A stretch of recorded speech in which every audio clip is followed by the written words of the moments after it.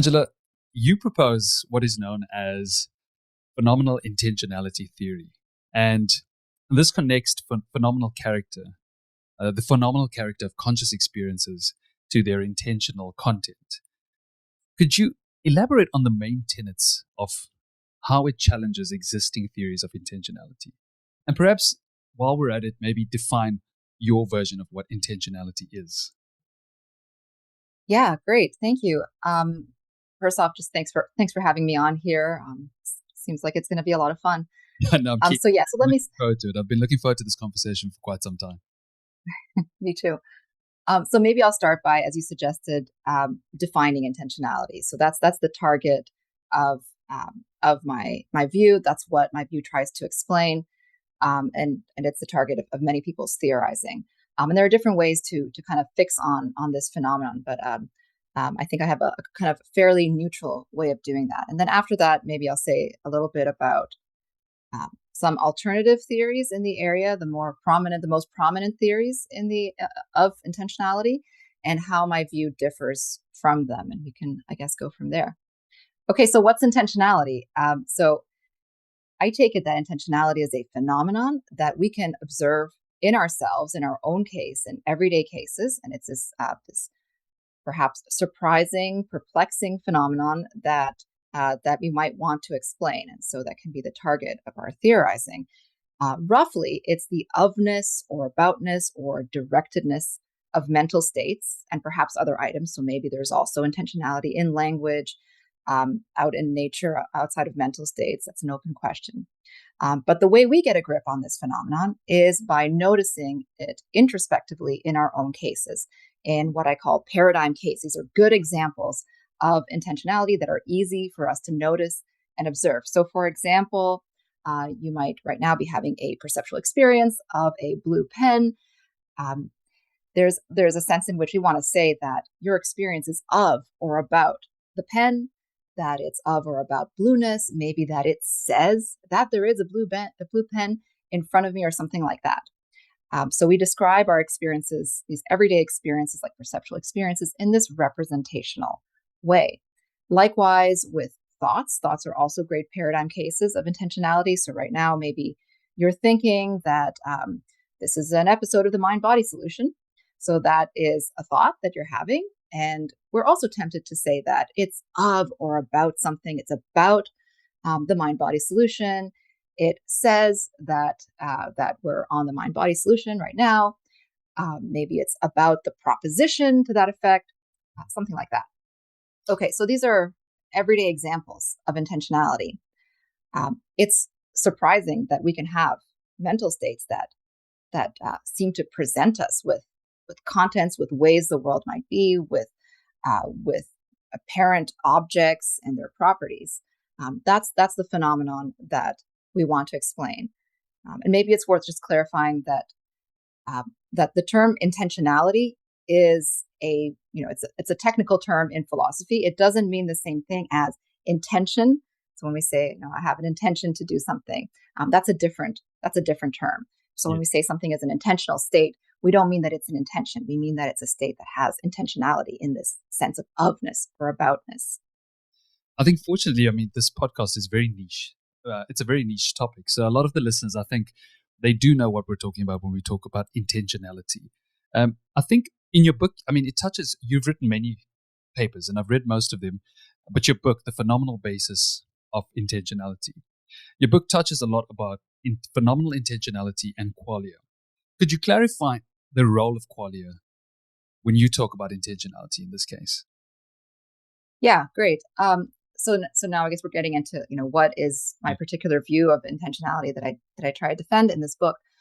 So there are lots of different kinds of views. What's special about this kind of approach is that it takes its main ingredient to be phenomenal consciousness. So the what it's like or qualitative or felt aspect of mental life.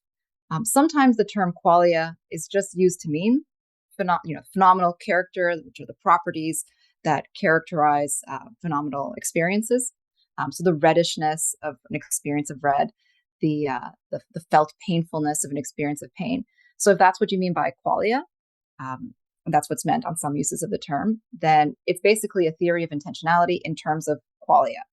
But if you mean something more, and some people mean something more by qualia, something like phenomenal characters that we are incorrigible about, that we have a special direct access to, that are ineffable, maybe non-physical, non-representational, in that they can't be identified with representational contents, then it's an open question whether those things exist.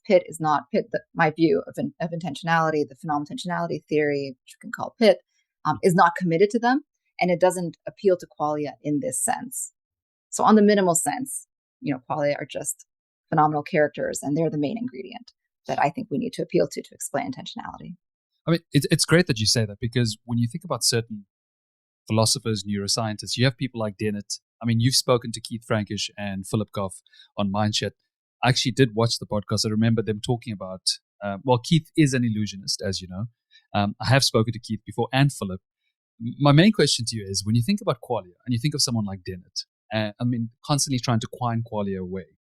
And I know you've read Consciousness Explained many years ago, and you spoke about how they basically explain consciousness away. And a lot of people feel the same. What are your thoughts when it comes to someone like Keith, who says, okay, qualia don't really exist, but what we could call it is quasi-qualitative phenomenon, or quasi-phenomenological phenomenon. He basically, it's sort of a way of getting out of talking about qualia as a real entity, but something that is an illusory experience. What are your views on that? I know I'm jumping away from the theory at this point, but it's just something I'm curious to hear. Yeah, it depends on what Keith means. And yeah, I've had this conversation with him, and I'm not sure that I fixed on a stable view. On the one hand, he wants to say, look, we have that when we're in an experience of pain, we have that, there's that. I'm like, yeah, we have that, and let's explain it. But then he wants to say, it's not the way you think it is.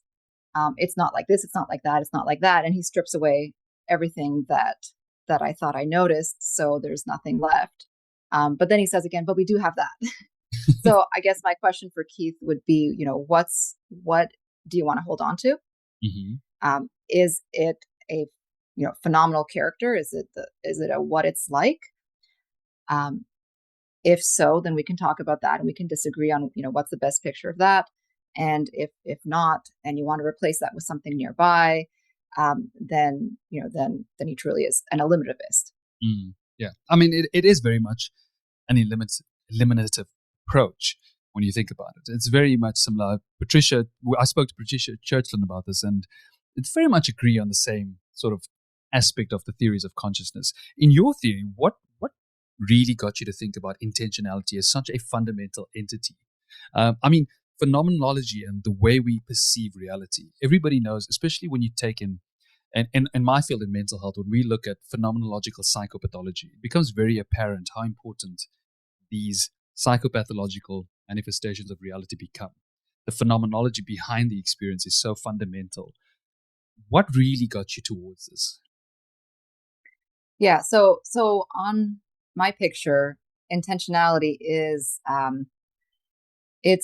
it's not fundamental in that it bears no interesting reductive or identity relations to anything else, because I think it's identical to consciousness.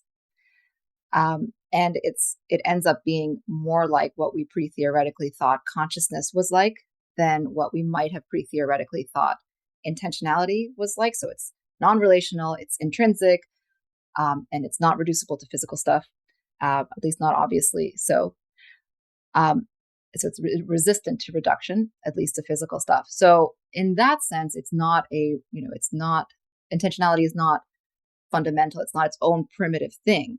Okay, it's nothing over and above something else we already know and love, consciousness. But my view is not reductive in the sense of it doesn't reduce intentionality to some kind of like physical relations, causal relations to the environment, internal functional roles. And these are the other kind of main going theories of intentionality. So somebody who's kind of like a naturalist about intentionality, who wants to only appeal to uncontroversially naturalistic ingredients that are condoned by the natural sciences, like causation and biological function, and so on, won't want to appeal to consciousness because that's not an uncontroversially naturalistic ingredient.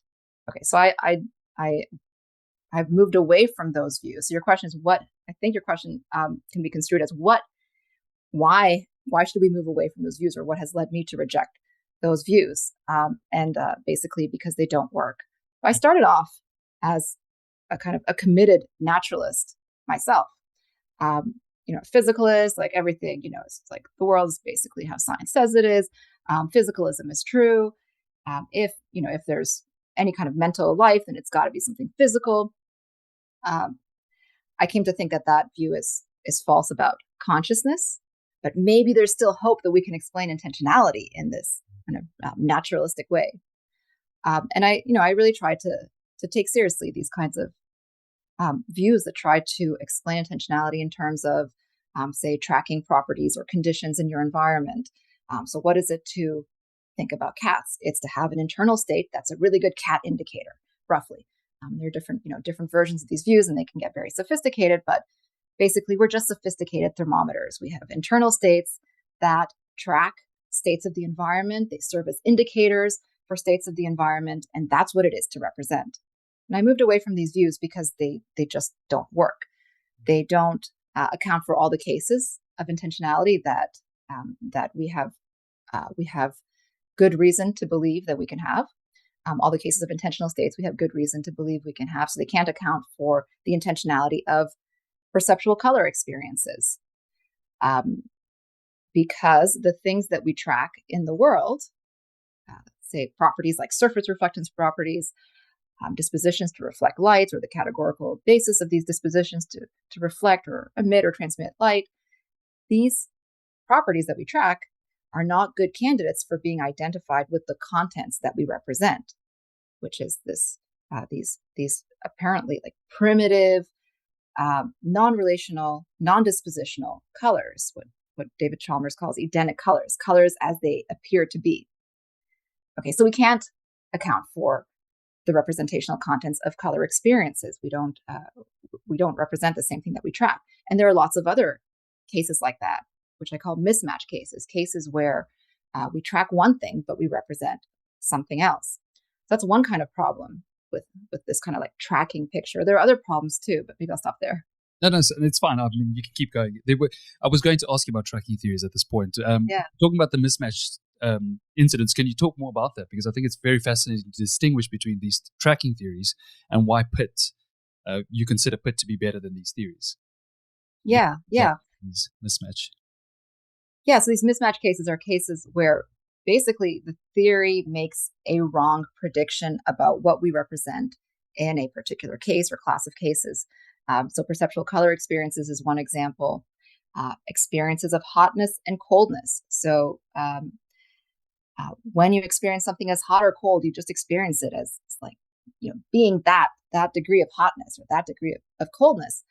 But what you're tracking is not this, apparently, primitive, coldy, haughty property, but rather something like a certain mean kinetic energy or something like that. Okay, and that doesn't match what you're experiencing.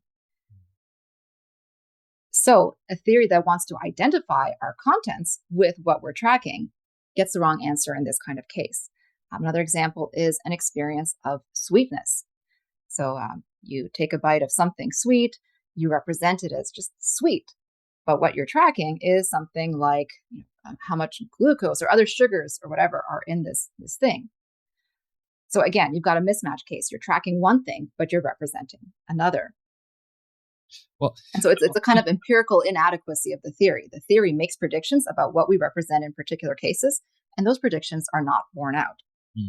Angela, I want to apologize. I realize at this point, because usually I have a screen on the top, so I'm generally staring a bit at the camera. So if you feel like I'm looking down, it's mostly because my screen's actually a lot lower than it usually is. So I just want to apologize. No problem.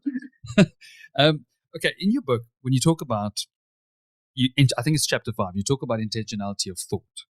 And you describe this as possibly a problem case for PIT. Thought might be taken as a problem for some. Why would you consider this problematic?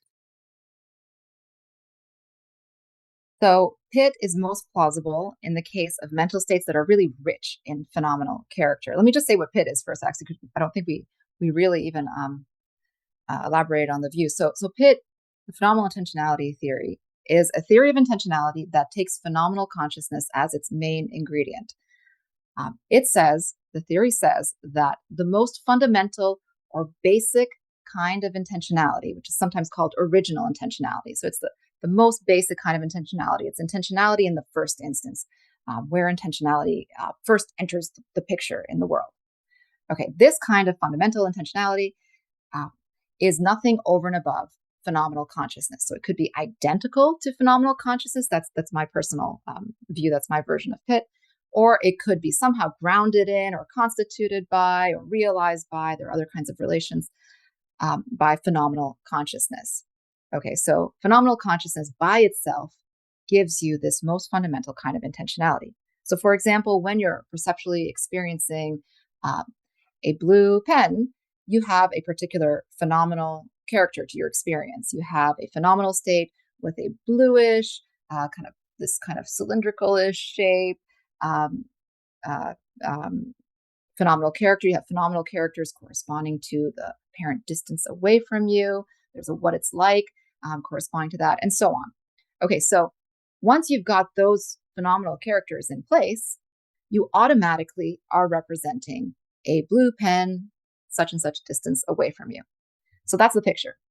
Okay, so this picture looks kind of plausible in the case of perceptual states, which are very rich in phenomenal characters. So we want to say they've got some contents and they've got a lot of phenomenal character. It's very rich, it's very detailed, and it seems to capture the contents that we want to ascribe to these perceptual states. The view is less plausible in cases of mental states that have no phenomenal characters, like unconscious states, and mental states that, well, it's controversial whether they have phenomenal characters, but even if they do, like thoughts, even if they do, these phenomenal characters seem to be impoverished relative to the contents we want to ascribe to the states. So you might want to say, for example, let's say you have the thought that physicalism is false. And you think that thought, just like currently think that thought in your mind. So there might be something it's like to have that thought. That's a controversial claim, but I think it's clear that there is something that it's like to have that thought. Still, this something that it's like to have that thought doesn't fully specify your understanding of physicalism, which might be a definition, or maybe it's a description that defers to experts, or whatever it is that your best understanding of physicalism is.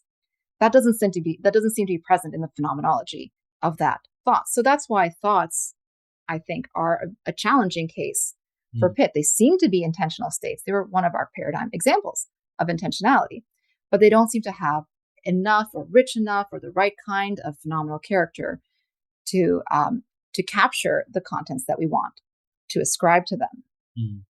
How would you say PIT handles cases of unconscious intentionality? Should I say how I think it handles cases of thought? Okay. So I don't want to leave it at there's a problem without giving a solution. By all means, sorry about that. No, that's okay. We should definitely talk about unconscious states, because that is one of the key objections.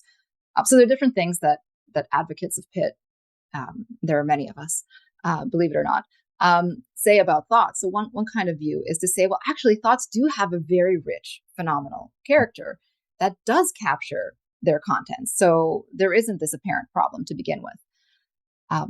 I don't think that's plausible. I have a more moderate view of the phenomenology of thought, on which there is something it's like to think, but it doesn't always get you all the way to the to the content that you want to ascribe to the thought. So my picture is one on which thoughts don't represent in this fundamental, original way all the contents that we want to ascribe to them, but they do represent these contents in a derived way. So they have contents that are not phenomenal contents, they're not phenomenally determined, that capture a lot of the contents that we want to ascribe to them, in addition to having fairly thin or impoverished phenomenal contents. So for example, when you think physicalism is false, when you have that thought, you have some phenomenal character. Okay, maybe you have some like mental imagery of, I don't know, physical stuff. Maybe you have just some verbal imagery of the word physicalism. And the words physicalism is false. Whatever you have, it doesn't really matter. Maybe you have some abstract or gisty understanding of what you're kind of getting at without it being fully articulated or specified. Whatever you've got there, you've got some phenomenal characters. They determine a phenomenal content, a phenomenally represented content, a content that you represent in virtue of your phenomenal character. Okay, that doesn't get you all the way to the full content you want to ascribe. But if you ask yourself, well, what did I mean by physicalism? And then you use your phenomenal content, physicalism, whatever it was, and you ask, what did I mean by that? You are disposed to produce more content. So you're disposed to think something like, by physicalism, I mean the view that everything is physical. Then you might ask yourself, what do I mean by physical? And then you might have something more to produce by that. I mean, everything is of the same type as what's described by physics or whatever. And through having these dispositions, in virtue of having these dispositions to unpack your phenomenal contents, I argue that you derivatively represent those phenomenal contents. So you've got phenomenal contents, which are phenomenally represented. That's your most fundamental kind of intentionality. These phenomenal contents stand for, in some cases, when you've got the right dispositions in place, they stand for some further contents which are derived from actual and possible phenomenal contents that you're disposed to have. So that's the picture of thought. Okay, it's very fascinating when you think about this work, because I've spoken to quite a few people thus far who all agree on phenomenal content and intentionality being very important with regards to any conversation surrounding consciousness. And I know when you first started talking about this topic in general, you read David Chalmers, you felt that he had basically solved this in a nutshell, and then you figured out, okay, let me just work on something else, and then stumbled upon intentionality, and thereafter realized this actually plays a big role when it comes to consciousness in general. How do you define consciousness, and what role does consciousness play when it comes to intentionality and phenomenology? How do I define consciousness? Prior to theorizing about consciousness, we might want to have a definition to kind of fix on our target, like we did with intentionality. So we want to give people some words that will help them fix on what it is that we want to explain. Consciousness, I think, like intentionality, is a phenomenon that we can notice in ourselves. So we could just give people examples of conscious states and hope that they latch on to that phenomenon. I think that generally works. My go-to definition is something like the subjective, qualitative, felt, what it's like, reference to Nagel, aspect of mental life. But sometimes people even say consciousness is what there is a hard problem of consciousness about. Yeah. But ultimately, I think you have to recognize it in yourself. It's a phenomenon that you can notice in yourself, and you can ask, what is that? Yeah. So that's like, how do we define consciousness prior to theorizing about it? And then you can also ask, what are some theories of consciousness? Yeah. And there you're offering a view of consciousness now. I mean, when you look at your work, I mean, there's the hard problem of consciousness, and then you also have the hard problem of aboutness or offness from your papers. When we think about this qualitative phenomenological experience people have, this explanatory gap, is there anything you want to talk to me about this explanatory gap? What are your thoughts on it in general? And why is there an explanatory gap in your opinion? So I do think there's an explanatory gap in the case of consciousness. Mm-hmm. I also think there's an explanatory gap in the case of intentionality for many naturalistic theories of intentionality. Yes. There's an explanatory gap because the physical and functional descriptions that we use to specify the putative bases of consciousness or intentionality on naturalistic pictures don't a priori entail that there is consciousness or intentionality.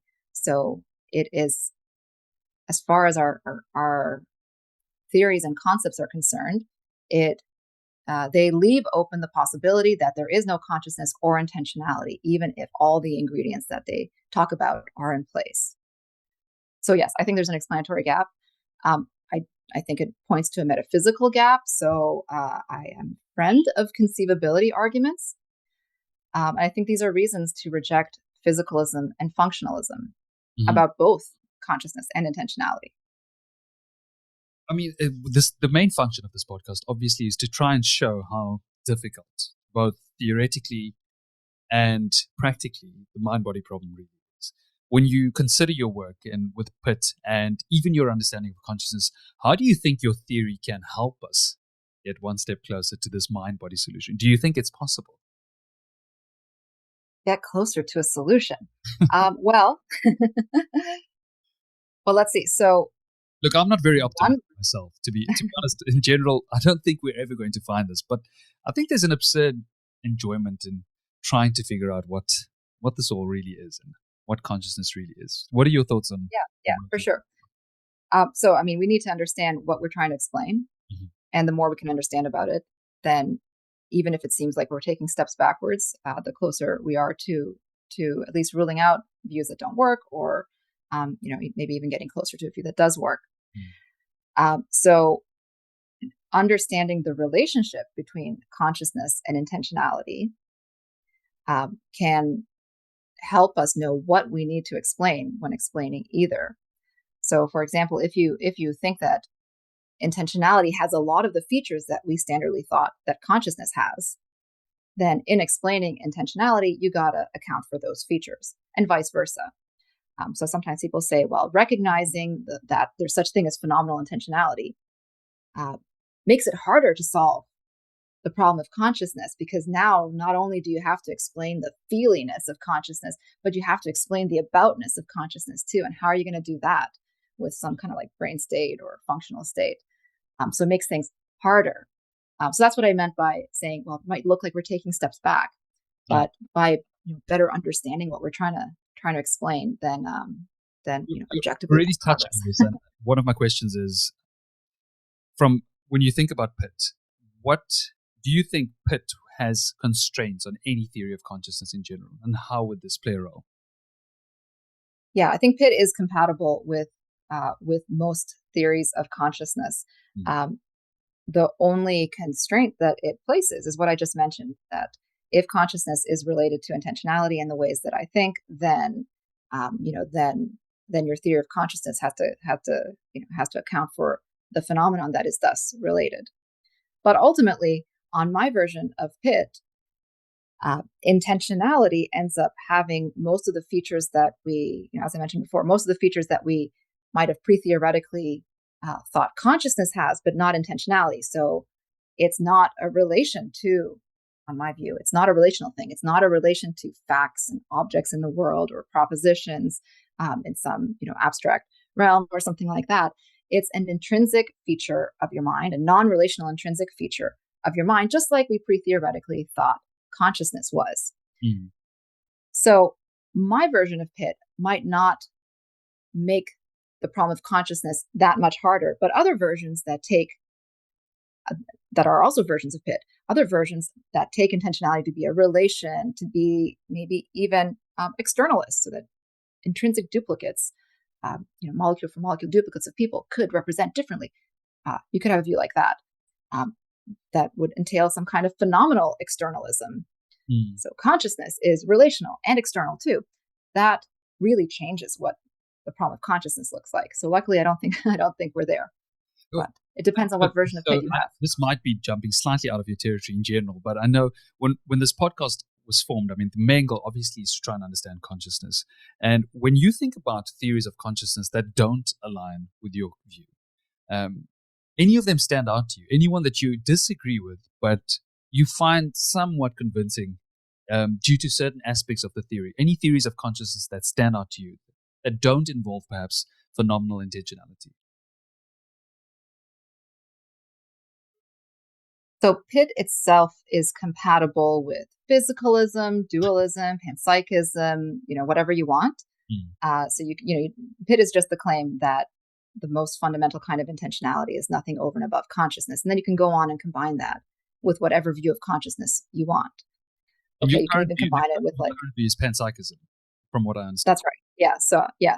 So I was going to say it's compatible with all these views, but I think there are reasons that don't stem from the statement of Pitt itself, but that maybe have similar motivations that motivate Pitt. So, for example, one kind of philosophical orientation one might have is taking a priori intelligibility to be required for, in certain conditions and certain constraints, to be required for identity. So you can't just identify things if the thing that you're identifying something with doesn't have all the features of the thing that you want to identify with it. So if you're a friend of kind of like a priori intelligibility as a kind of requirement of a reduction or identity, then you'll like zombie arguments.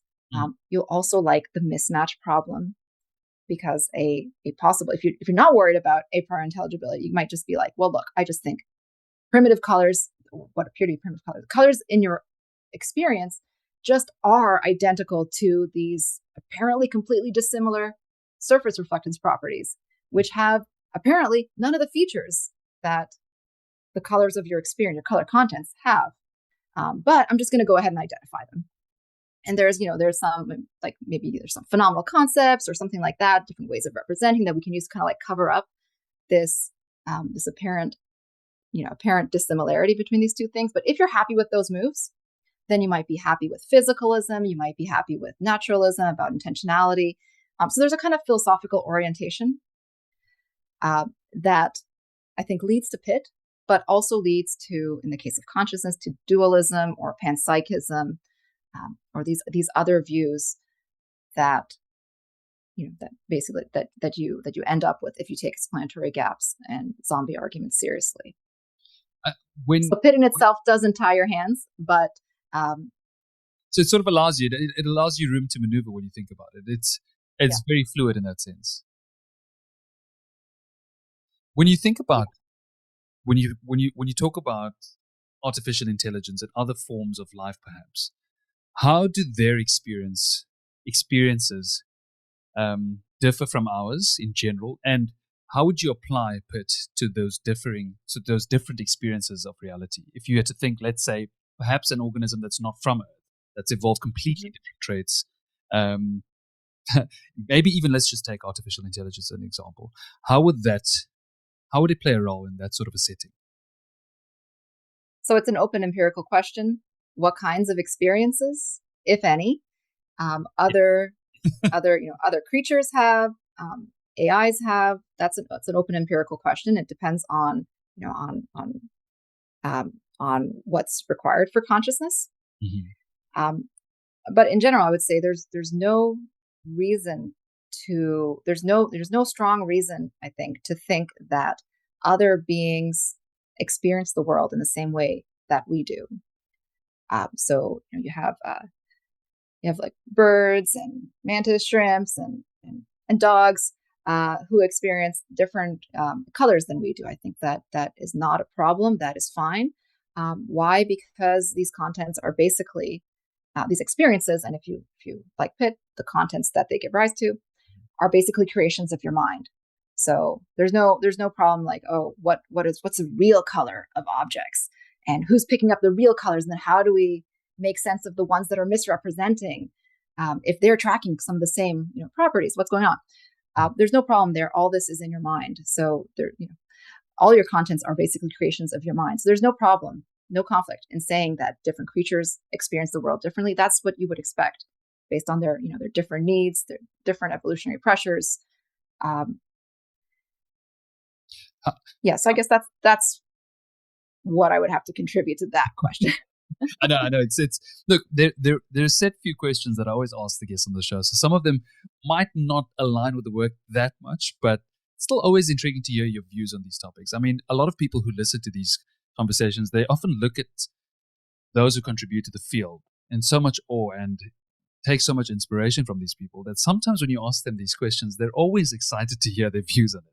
For example, when I ask you a question like, how would your theory, Pitt, add to on how does it shed light on something like free will? Now, this is something people love to hear about, and I'm pretty sure you have a lot to say on this topic as well. Do I have a lot to say about free will? So I'm definitely not an expert on free will. Mm-hmm.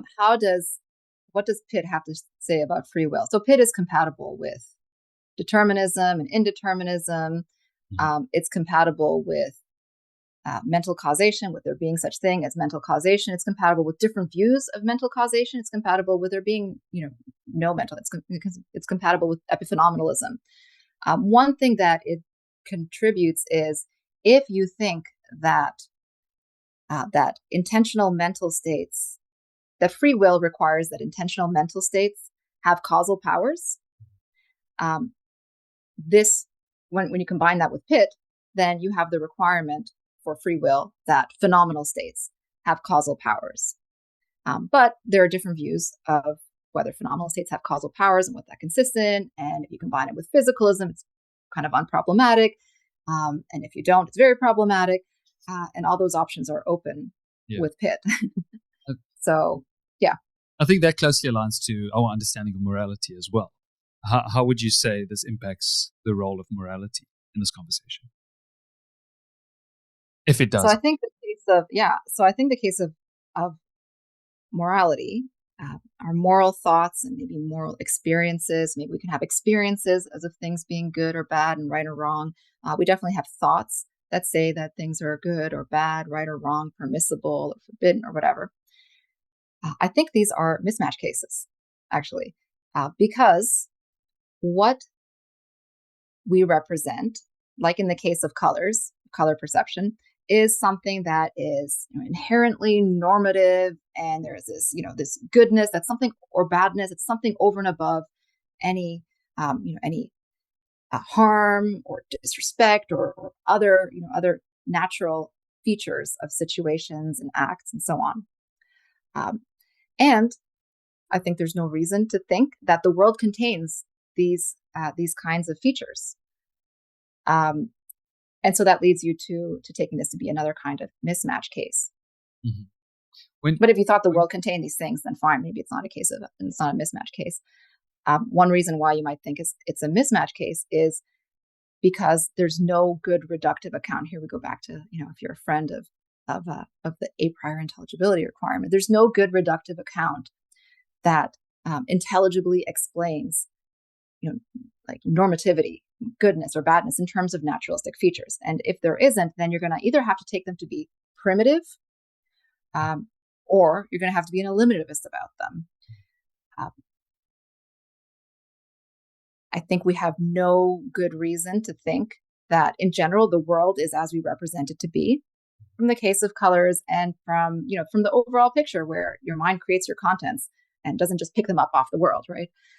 So if you have that kind of outlook, then you'll be skeptical of any kind of primitivism about, say, these moral properties that are not reducible, because there's no a priori intelligibility, to physical or other functional, whatever, naturalistic properties in the world.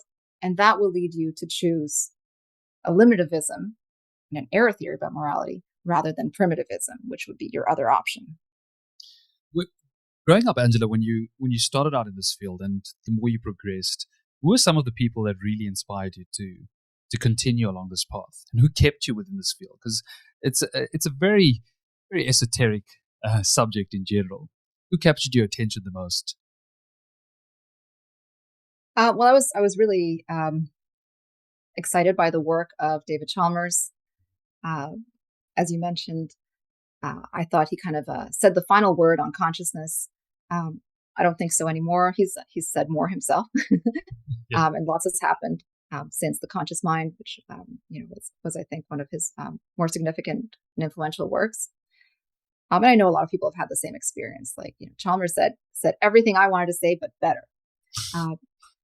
And so he was really influential in discouraging me from working on consciousness, because I thought, okay, that problem is solved to the best to which it can be solved, the best degree to which it can be solved.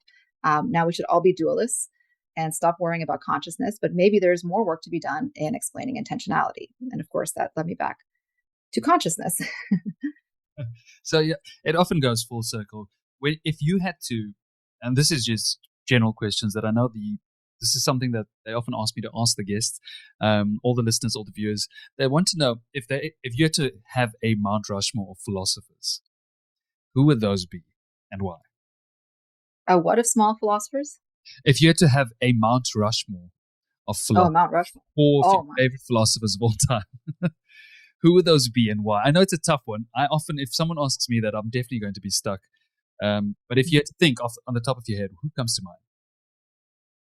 David Chalmers, assuming, would be one of them at this point. Well, so I want to resist that question because I think there are so many great philosophers and so many that are not adequately recognized. And we're kind of in a kind of rich get richer situation where, we take a few and we're like, oh, these people are great.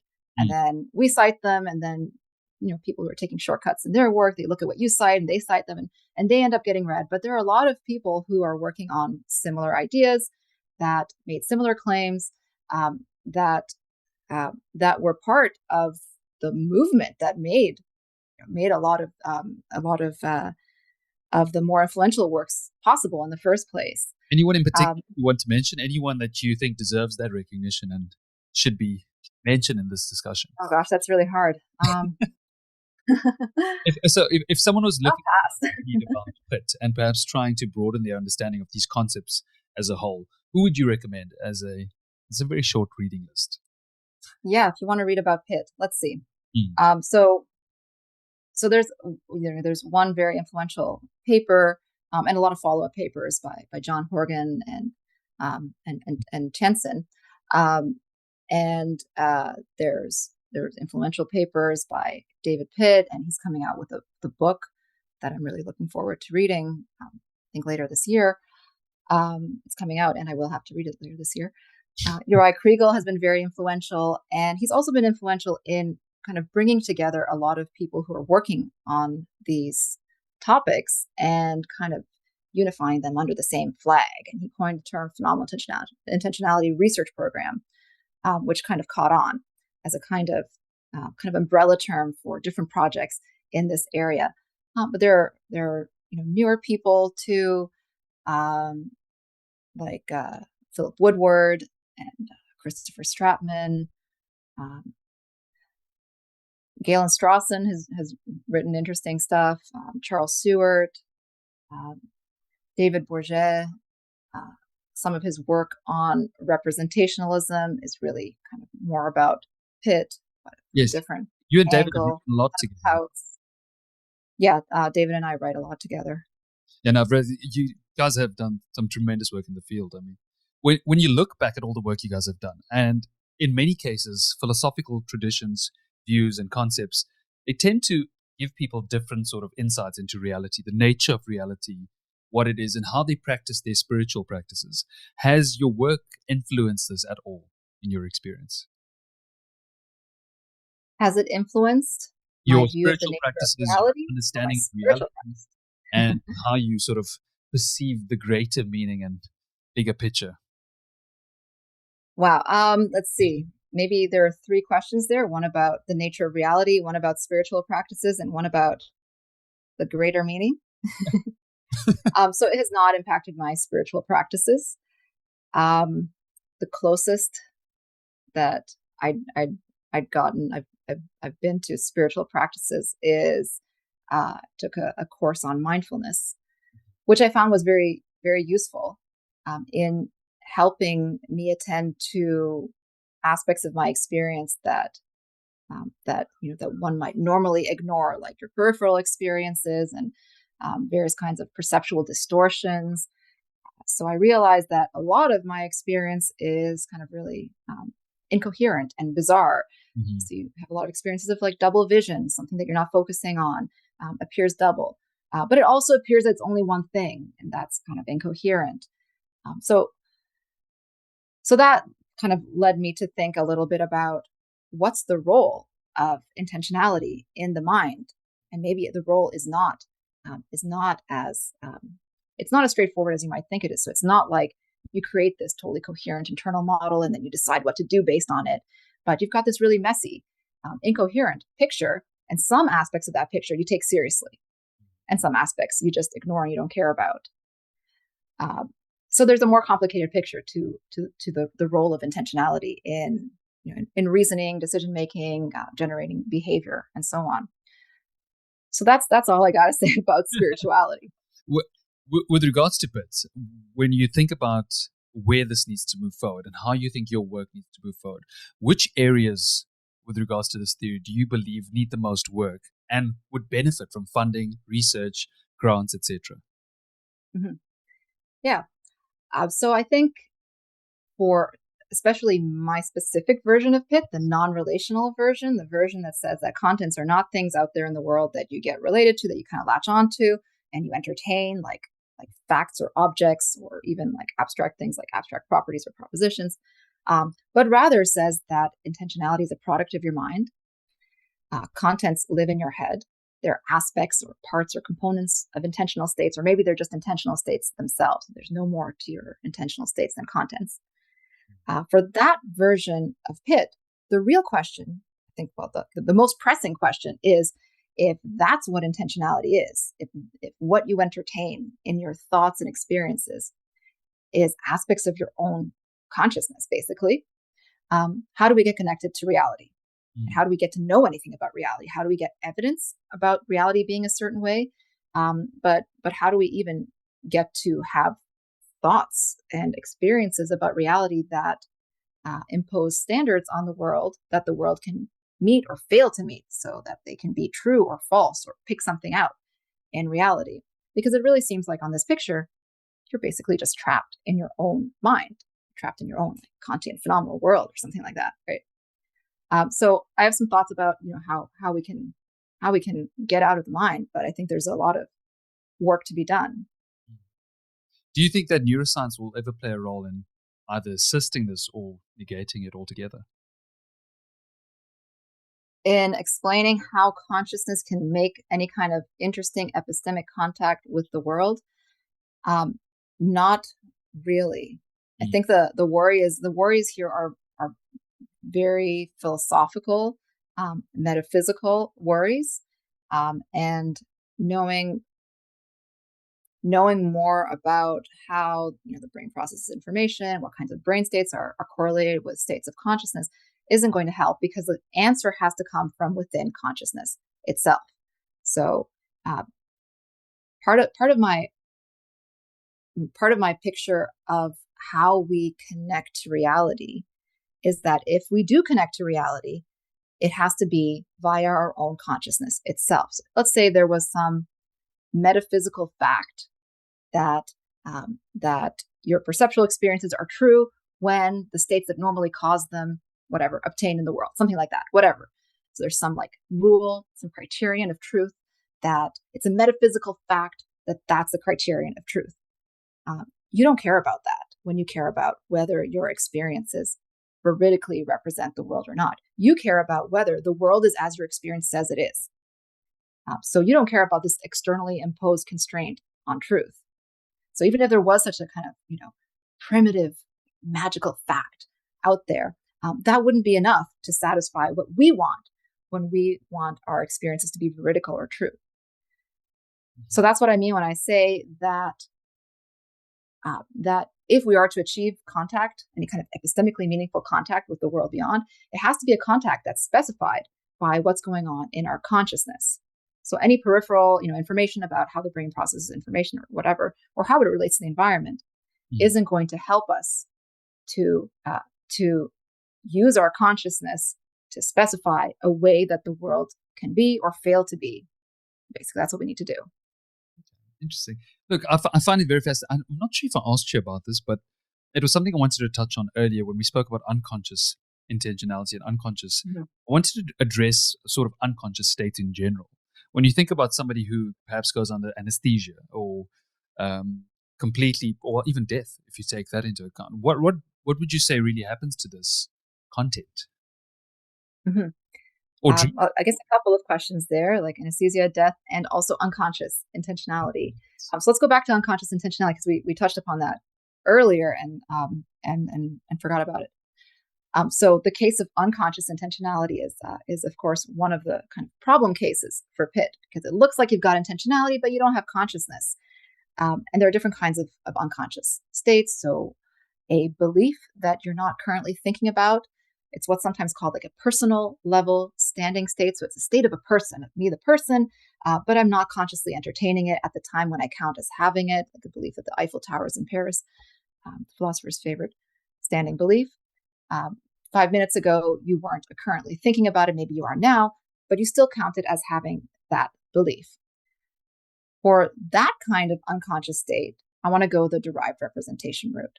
So I think we have dispositions to ascribe these states to ourselves, to take ourselves upon reflection, to have these beliefs. We can't be currently thinking them at every moment, but we do the next best thing, which is we're able to retrieve them, which just means we're disposed to think them and ascribe them to ourselves. And that's what it is. That's all there could be to having this unconscious belief. And there can be indeterminacy here. And also in the case of thought, there can be indeterminacy because maybe in different circumstances, you're disposed to have different ascriptive thoughts, ascribe different beliefs to yourself, or unpack your concepts or physicalism or whatever in different ways. So there can be indeterminacy here, and that's fine. If there's indeterminacy at the level of derived representation, that could be the right answer. But that's all there is to having unconscious beliefs.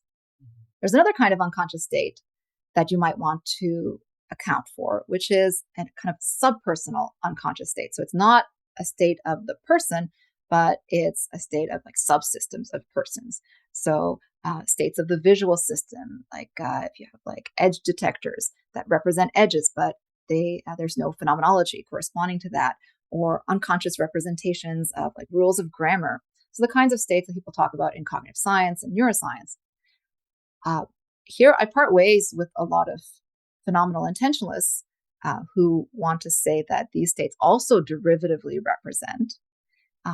I think we shouldn't say that they phenomenally represent or that they derivatively represent. They don't have intentionality at all. They do have tracking relations that they bear to things in the environment. They have internal functional roles that they play. And based on those, we can say they like represent the things that they track or whatever. But this sense of represent is a different sense. It's not the real deal. It's not full-blown intentionality, and it's not derived representation either. It's this other thing.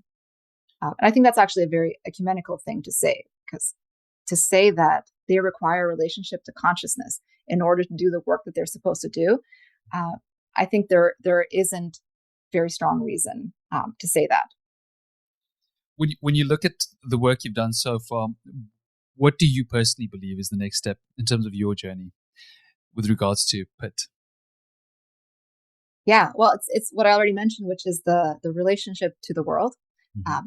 How do we carve out an epistemically meaningful relationship to the world, such that our thoughts, our internally generated thoughts and experiences, can have standards of truth and reference that legitimately apply to them. So not like arbitrary standards that might be imposed by some metaphysical law in the world, but that we ourselves endorse and accept, and that determine the conditions under which our mental states would be true or false. And Angela, if you had to give your final words regarding the theory, with regards to PIT, any last minute thoughts, anything that you feel you've always wanted to address? People often misinterpret the theory. Anything that you want to address right now before we conclude?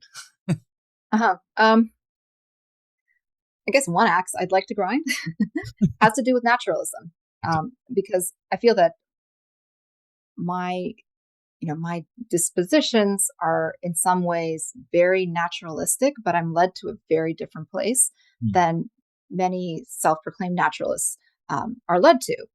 And then I end up arguing a lot against naturalistic theories. But I think I come from a place of from a very naturalistic disposition. So naturalism is often thought to be an ontological thesis about what exists, It's a commitment to a certain ontology, an ontology that's condoned by the natural sciences, so no supernatural stuff. Just scientifically respectable stuff, and usually that's taken to be physical and functional stuff. And I don't really agree with this ontological claim, but I think it comes from a good place. It comes from a kind of general commitment to following the evidence where it leads, to using your relevant available evidence, to not going beyond your evidence, to avoiding arguments from wishful thinking, like, I really want this consequence of this theory, so I'm going to accept the theory, to being skeptical of common sense beliefs. Like, we commonsensically believe that there are colors, but maybe there aren't. We shouldn't take that too seriously. They could be wrong. So I think this general commitment, which is sometimes, some aspects of it at least, go under the heading of methodological naturalism. I think that's the more fundamental commitment that we should take on, and I'm a big fan of that.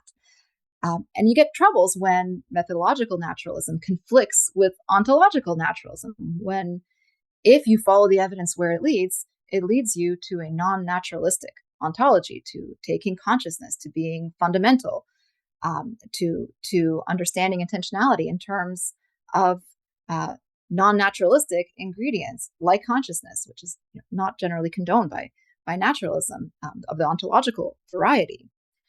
So basically, and we didn't talk about panpsychism, but yes, but I think a commitment to methodological naturalism can lead you to a kind of panpsychist view, a kind of like Russellian monist kind of panpsychist view of consciousness, even though that's not like ontologically naturalistic, as the view standardly construed. And furthermore, Bertrand Russell, who maybe should go on that Mount Rushmore, I think he took a kind of path like this from very methodologically naturalistic dispositions, and reached a kind of a view very much like Pitt, and a non-relational version of Pitt, where contents just live in your head, and from there arrived at a kind of panpsychism, a kind of Russellian monist panpsychism, where consciousness is a fundamental feature of the world, and the physical is just what consciousness does, basically.